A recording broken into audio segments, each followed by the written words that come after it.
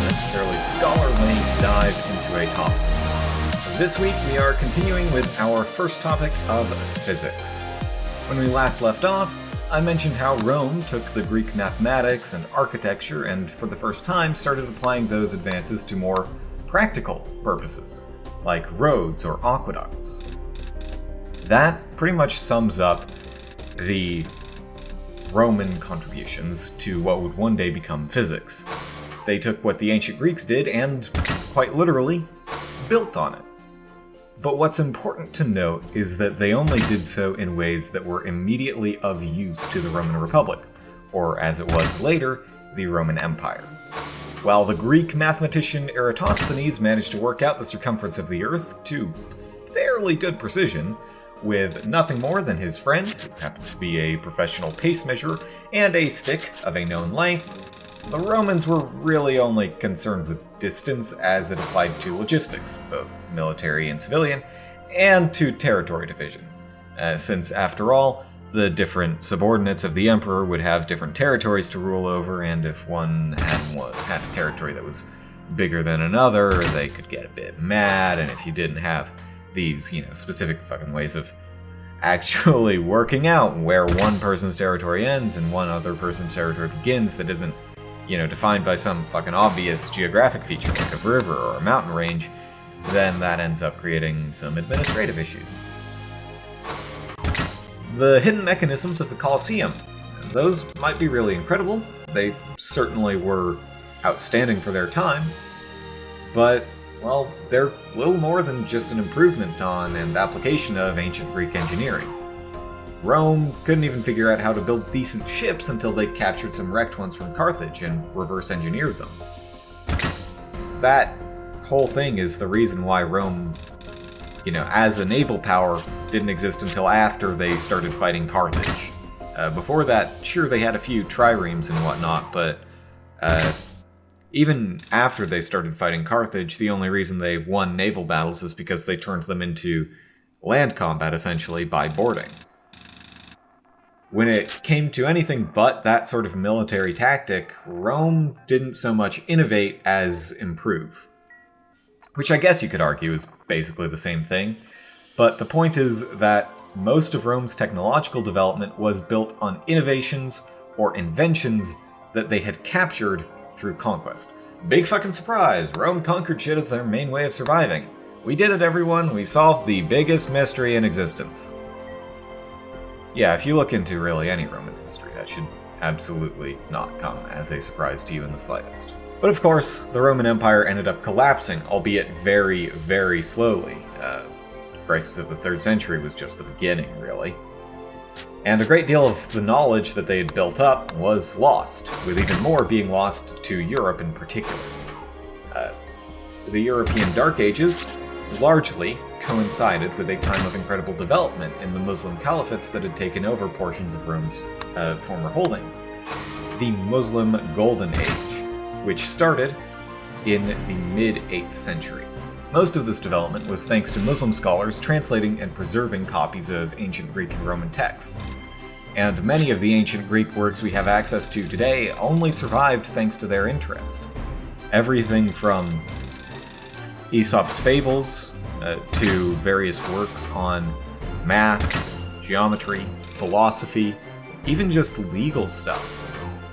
All of it was on the verge of being lost between the gradual loss of access to it from linguistic drift and the general suspicion of anything that had ever been written by a pagan on the part of Christians, particularly those who had suffered harsh persecution at the hands of the Roman Empire. Now, by contrast, the Arabic empires, the Islamic caliphates, were much more willing to learn, and they also had more access to the texts. As well, unlike their Roman predecessors, many of these scholars were interested in the mathematics and philosophy of these texts for less directly practical reasons. Although you could say it was still practical, it wasn't quite so immediate and on the nose. A prevailing attitude at the time was that by understanding more about God's creation, one could understand more about God. This mindset wasn't limited to the Arab empires, but was prevalent in much of Christian Europe as well. However, as mentioned, the Arabs had much easier access to the texts and were more willing to translate them into the common languages. Additionally, they didn't have that same bias. They were willing to look at these works and say, yes, this is, the product of a heathen, of a pagan, but that does not mean that the information is inherently false or the work of the devil or anything like that, which was commonly thought among many predominant Christian scholars, was that anything that came out of a pagan civilization was lies from the devil, unless proven otherwise. And so it, wasn't even worth reading. That sort of thing. Now, there were, of course, those who disagreed with that, but generally they weren't the people in the positions of, political and religious power to have access to the texts. Additionally, the general attitude among the Catholic particularly, but also Orthodox clergy, was that the clergy were the ultimate arbiters of knowledge and wisdom. Sure, you could have peasants who had learned things from practical experience, like, when the best time to harvest is and whatnot. But when it came to this, scholarly knowledge, that had to be the domain of the clergy and the nobility. Predominantly the clergy. Because everything had to be in Latin, which most people didn't speak. Common misconception, people were not fully illiterate during European medieval times. They were considered and referred to as illiterate because they could not read and write in Latin. Many of them probably couldn't speak it either, but of course, we don't know that because the language has been dead for a very long time, and people didn't exactly keep super great records about who spoke what, because it was spoken, so you'd know. But, of course, the fact that all these, instructional texts and whatnot would have to be in Latin meant that if you couldn't write Latin, you couldn't break into the market, and if you couldn't read Latin, you had no access to any of it. So generally, only people who were trained in scholarship via religious institutions like the church or abbeys or monasteries, and the nobility, who generally had to know how to read and write in Latin, at the very least, to communicate with other, Christian kingdoms, they were pretty much the only ones with access to this information. And there are all sorts of complicated reasons behind its relatively slow adoption. One of them was the feudal system that was in place for pretty much the entirety of European times was very based on tradition, and so any sort of change at all was seen with a great deal of skepticism by basically everyone. Sure, there were plenty of peasant revolts, but they weren't the people in charge. They weren't the people in power. But with that in mind, well, it's a bit easier to understand than how the less traditionally minded, more, nascent and ascendant Islamic states could actually look at the ancient texts and be willing to learn from them. There was not that same emphasis on tradition, although an emphasis on tradition was certainly there. I mean, that is the whole reason for the massive sectarian split in Islam that continues to this day. But the same hostility that engendered was directed more towards people who did not follow the Quran rather than people who did not follow political norms or towards innovation in general.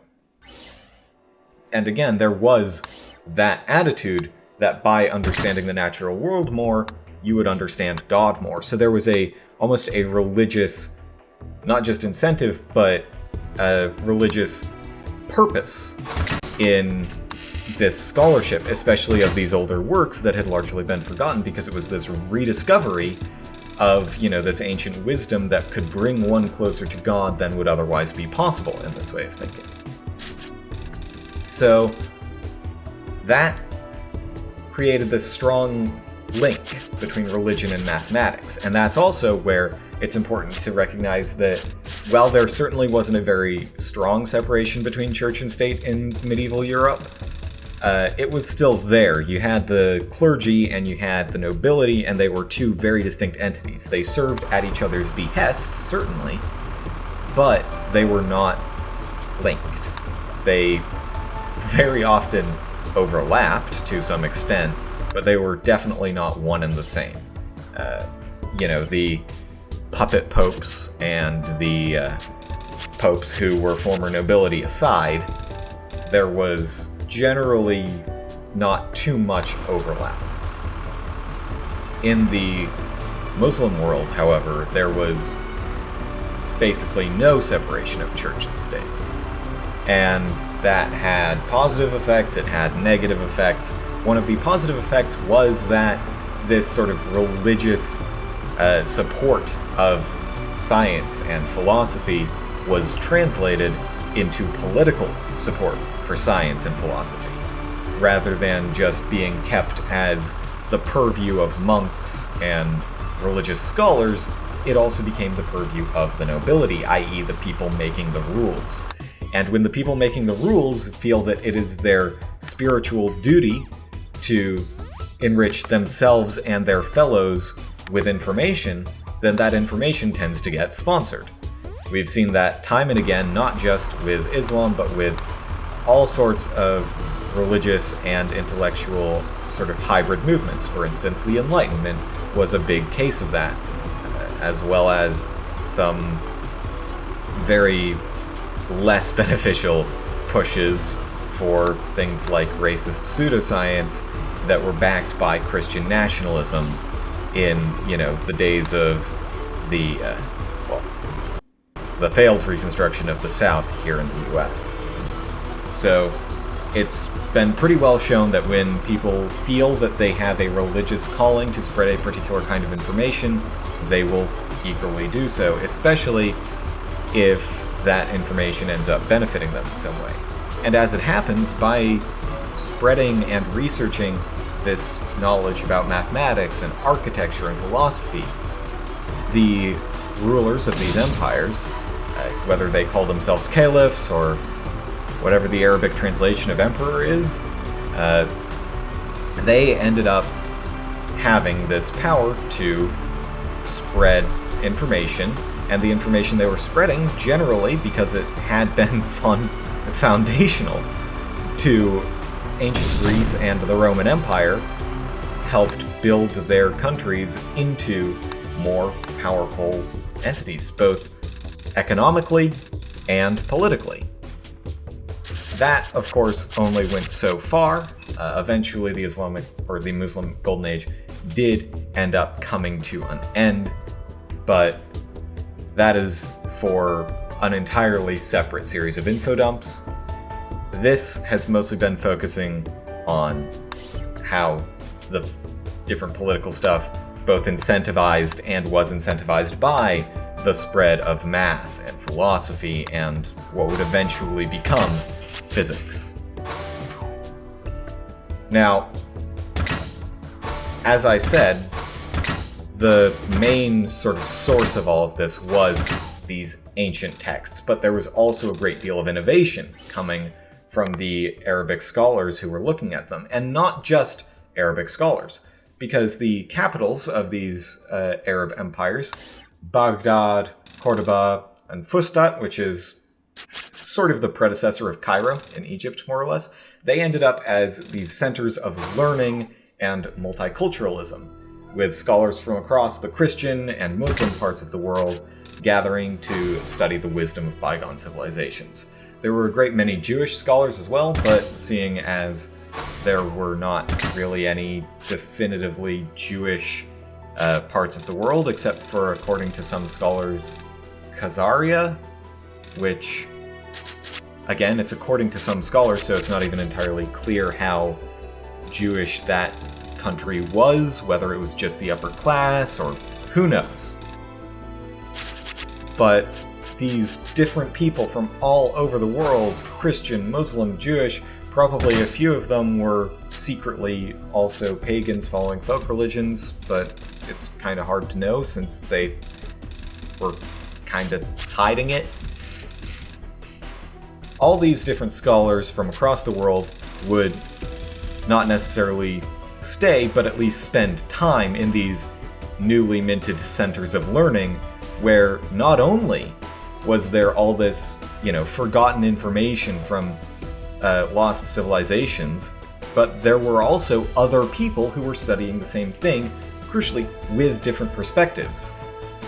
And that is also one of the key sources of all the innovation that came during the Muslim Golden Age, is that there were several different people working at the same time on any given topic.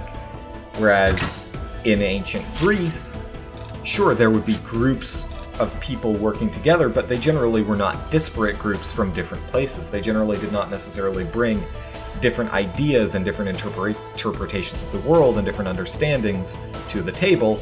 They were just people who shared an understanding, and that was why they were doing this, and they just wanted more brain power, so they brought in more people.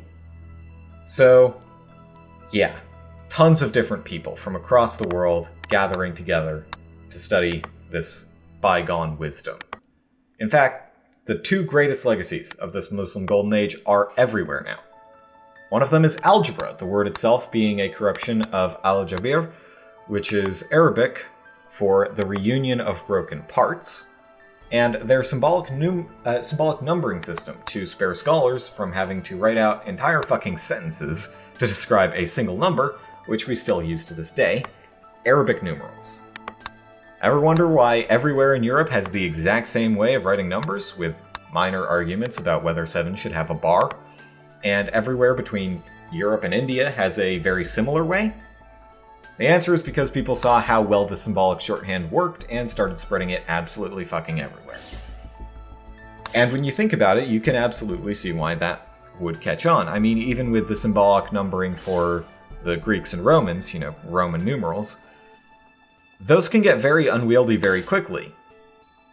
But when you have a set of 10 digits to correspond to the way that you are, writing it out, and each of those is, scrolling essentially based on what the value is, and then you've got just sort of this list. Yes, it can get very long.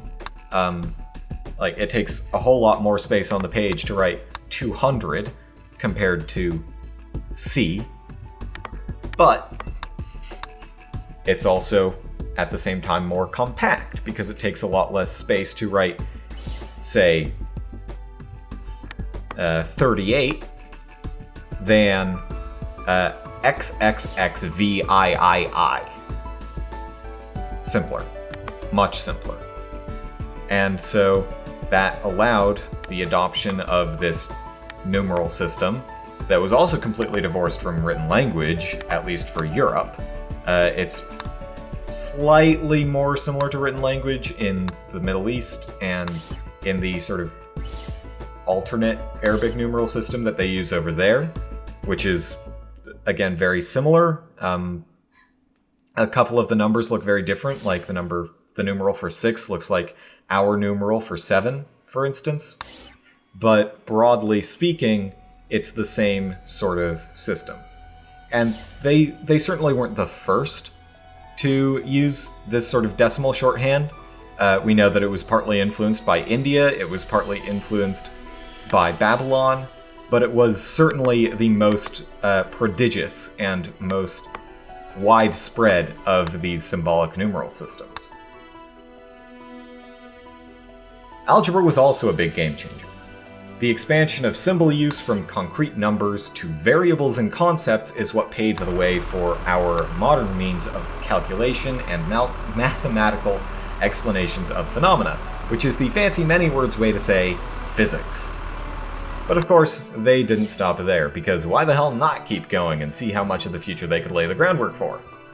Granted, this is over the course of a few centuries, so let's just throw out the usual history fare of names, dates, and contributions, and sorry in advance for any issues in my pronunciation. Muhammad ibn Musa al-Khwarizmi, who wrote the book that made Europe call algebra algebra, written around 820. Abu Kamil Shuja ibn Aslam, who was the first to treat irrational numbers, which we'll talk more about later, as mathematical constructs, and lived about 830 to 950. Al-Kharki, the first person to treat algebra as arithmetical rather than geometrical, who lived 953 to 1029. So he was the one who broke away from that old Greek and Roman tradition of just using, geometrical formulae to understand what numbers were rather than just treating them as numbers. Sharaf al-Din al-Tusi, who created the concept of functions that plagues math students from middle school and up to this day, and lived 1135 to 1213, and many others whose contributions were ambiguously credited, but nonetheless necessary. Things like decimals, negative numbers, and various constants. Early mathematical models of gravity also started coming out of all this development. And though they would eventually end up proven incomplete, they were better than dumbass Aristotle with his unwillingness to test whether gravitational acceleration is a constant, which it obviously is! Now, you might be wondering why I've gone so in-depth on the Muslim Golden Age and who contributed to it compared to my mostly glossed over stuff about ancient Greece. That's because, at least in Europe and America, we don't really hear about these people much, and it's important to remember that the European Renaissance was only brought about by the Latin translations of the fucking Arabic translations of the original works. So, the European Renaissance was built on top of the Muslim Golden Age. And given that the Renaissance is the next step in our journey of explaining and understanding physics, it's important to understand that the Renaissance wasn't just this magical, hey wait, there's old books here, maybe I should read them, sort of thing, but it was the passing of a torch that had been passed to the Muslim empires when they took over parts of what used to be Rome, and was now being passed over to Europe. Now, they didn't realize it was a passing at the time because it sort of overlapped a little. The first introduction of the book that created algebra into Europe happened around the 11th century, if I'm remembering correctly. And that ended up being a big deal. But that came, as you can see from that list of dates, centuries before some of the contributions made during the the Muslim Golden Age. And the reason for that is because in history, nothing changes like that. Nothing changes just at the drop of a hat. It's this gradual overlapping shift. Again, Rome didn't fall in a day, and it wasn't built in a day. Rome was built over the course of many, many, many centuries, and it fell over the course of many centuries. And similarly, the Muslim Golden Age came about slowly. Even though it had been a couple centuries since they had taken over the territory, they only got their start on the translations well into their control of the area. Even the more difficult parts of the transition process ended up being ultimately just part of that process. So things like the gradual fall of multiculturalism in the Iberian Peninsula during the Christian Reconquista were just part of the gradual shift from Muslim countries being the center of the world's power, or at least the Western world's power, to Europe being the center of the world's power. Specifically, Western Europe, with France and the Holy Roman Empire, which later became Germany, which is arguably more central, but, European borders changed a whole lot before really World War I, and arguably even before World War II.